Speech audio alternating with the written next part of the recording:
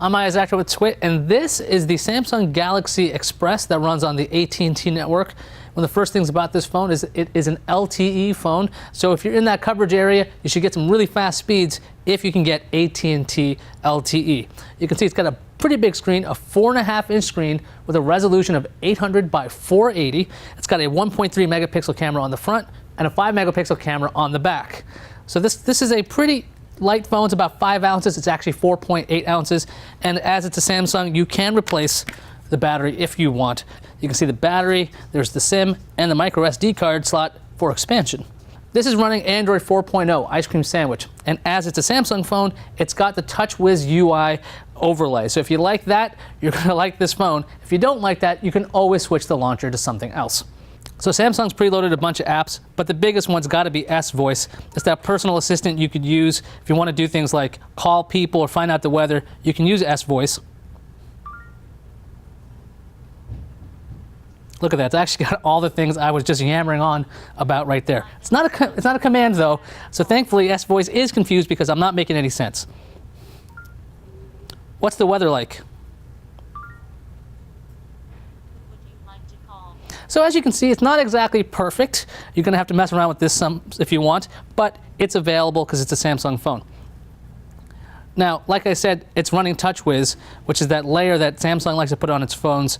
You can just mess around with it all you want. The response is really snappy on this device. Touchscreen, very good. Got to say, I enjoy the way it performs.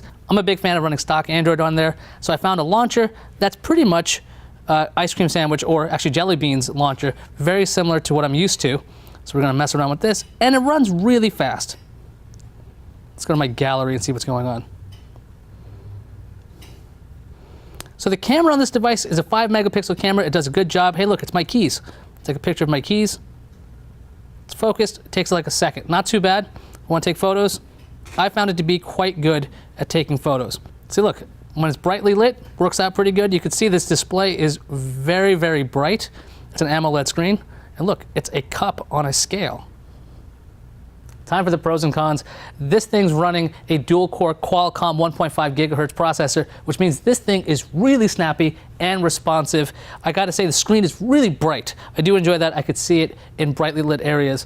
And the camera, I found the quality of pictures to be quite good. On the con side, I've got to say, for a display this large, the resolution is a little bit too low. I had to turn the fonts to the smallest size to fit as much data as I wanted on there. It might be bright, but there's not a whole lot of things you can see at one time because it's 800 by 480. There's also that TouchWiz UI. If you like that, it's a pro. If you're me, you really don't like it, but then again, you can always get rid of it. On top of that, it's not the latest Android. It's running Ice Cream Sandwich by default and not Jelly Bean, so that kind of knocks it down a peg. So is the Galaxy Express a try, don't buy, or buy? Gotta say, it's definitely a try. It only costs about a penny if you go to Amazon. That's really cheap. This is a really powerful phone for what you get. I gotta say that if you want a decent phone, this is quite good. It's not the latest and greatest smartphone out there, but it's pretty powerful, pretty cheap, and it does have LTE if you can get it at AT&T. I'm Iyaz Akhtar, and this was the Galaxy Express.